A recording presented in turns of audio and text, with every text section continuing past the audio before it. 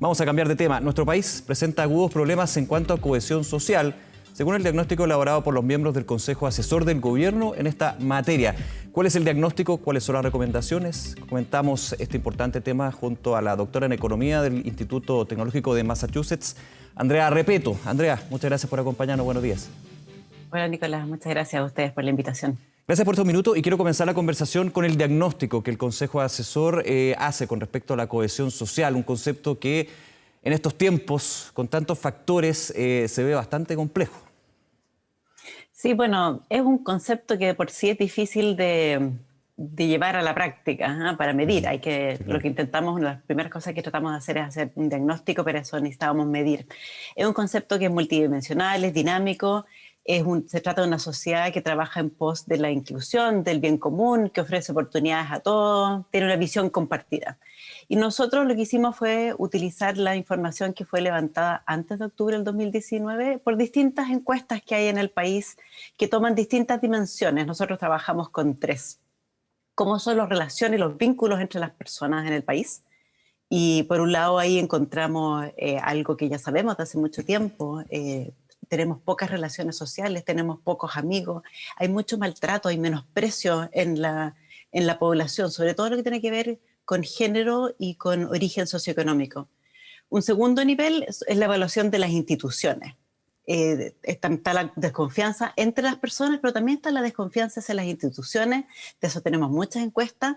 Sabemos que ya hace más de una década la percepción que se tiene del mundo político, del Estado, de las instituciones, de la Iglesia, han ido decayendo de manera importante y prima mucho un sentido de injusticia, de que el Estado no nos protege a todos por igual, que el esfuerzo no remunera de manera apropiada. Y un tercer ámbito es lo que llamamos la orientación hacia el bien común, si hay espacios para que todos participemos, para que podamos participar en esas decisiones que atañen a nuestro propio desarrollo. En esos 3 ámbitos no nos vemos nada de bien. Y ello es algo que se ha ido deteriorando de manera consistente en el tiempo. Hay otros ámbitos en que sí estamos bien. Hay que ver la parte positiva también, por supuesto. Hay harta identificación con el país.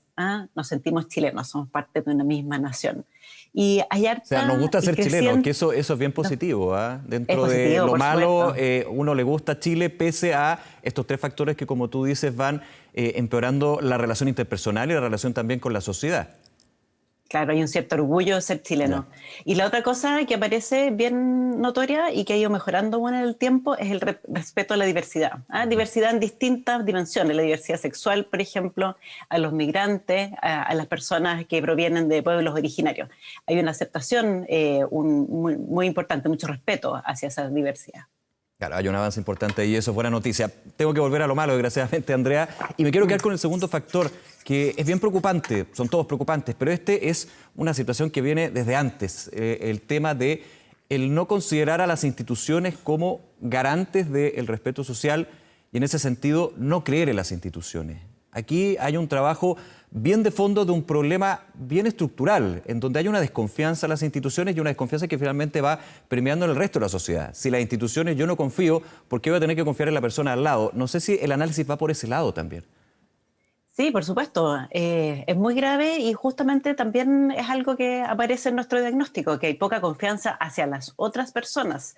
Las mujeres que tienen miedo de salir a la calle o pensar que el resto está pensando en sí mismo y no está pensando en el bien común. Y es una problemática muy grande para las sociedades porque necesitamos trabajar juntos. Piensa en esta situación de pandemia, sin ir más lejos.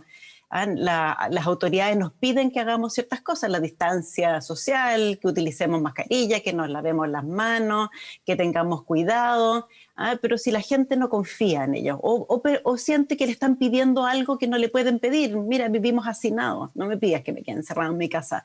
Hay cierta desconexión en el fondo que se va notando en esta relación y esta evaluación que tiene la sociedad de las propias instituciones y al mismo tiempo la ciudadanía unos con otros, que nos impide avanzar en cosas que son tan importantes como, por ejemplo, hoy día en la pandemia. Andrea Repeto, dentro del Consejo hay varias recomendaciones en un texto que fue entregado al Ministerio de Desarrollo Social y Familia, además de 100 páginas, 108 páginas, de hecho, varias recomendaciones y una de ellas apunta a fijar una carta de navegación, una agenda a corto, mediano y largo plazo para restablecer esa cohesión social. ¿Cuáles son los factores y los elementos más relevantes, el foco que tiene que tener esa carta de navegación? Sí, el mandato que se nos dio fue que hiciéramos propuestas para la política pública, que es lo que puede hacer el Estado, Claro. desde la política pública, desde la política social. Y nosotros hicimos hartas recomendaciones. La primera de ellas es que hay que visibilizar este concepto. Necesitamos medirlo bien, de manera continua, y la sociedad tiene que saber cómo estamos en estos términos, y ese es como un primer paso para poder evaluarnos, si Claro, estamos pasar avanzando, de la cómo primicia estamos. de que hay una baja cohesión social a la evidencia de que efectivamente es así y los factores. Claro, y si es que estamos avanzando o no, también. Que es un poco lo que hizo con la pobreza multidimensional hace algunos años atrás para complementar las mediciones de pobreza. Lo segundo tiene que ver con que la cohesión social sea un objetivo. Las políticas sociales en Chile se hace pensando en apoyar a los más vulnerables, en proteger. Tiene distintas dimensiones, coberturas son las cosas. El Ministerio de Desarrollo Social y el Ministerio de Hacienda hicieron hace poquitito una evaluación de todos los programas sociales en Chile. Pero la cohesión social no es un objetivo en ella.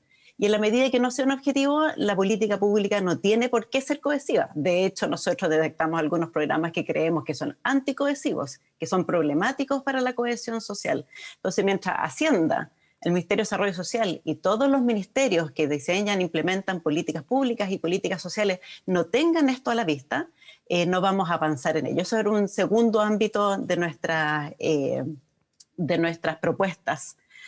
Y el tercero ya baja más detalladamente a cuál es la relación que tiene la ciudadanía con las políticas sociales y con la forma que se entregan. Miramos la focalización.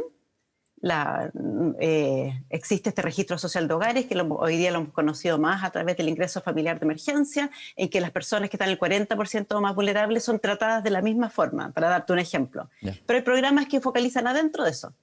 El subsidio a la discapacidad mental, la subvención escolar preferencial, están dentro del 40% y la gente no sabe por qué hay alguien que sí y alguien que no, cuando en realidad son dos personas que están en el 40% y supuestamente a ojos del Estado son iguales. También están estos problemas de los cortes abruptos. Si tú estás en el 40 tienes derecho y si estás en el 41 ya no. Son dos personas que son muy parecidas, podríamos hacer todo eso de manera mucho más gradual. Los programas son a nivel de persona o individuo, no comunidad y territorio, y la superación de la pobreza no es doméstica, la superación de la pobreza es algo social. Por ahí van nuestras otras propuestas. Bien, Andrea Repeto, nuevamente gracias por acompañarnos, un tema súper necesario de conversar y un trabajo también que ha hecho el Consejo Asesor y se agradece de todas maneras. Muchísimas gracias. A ustedes.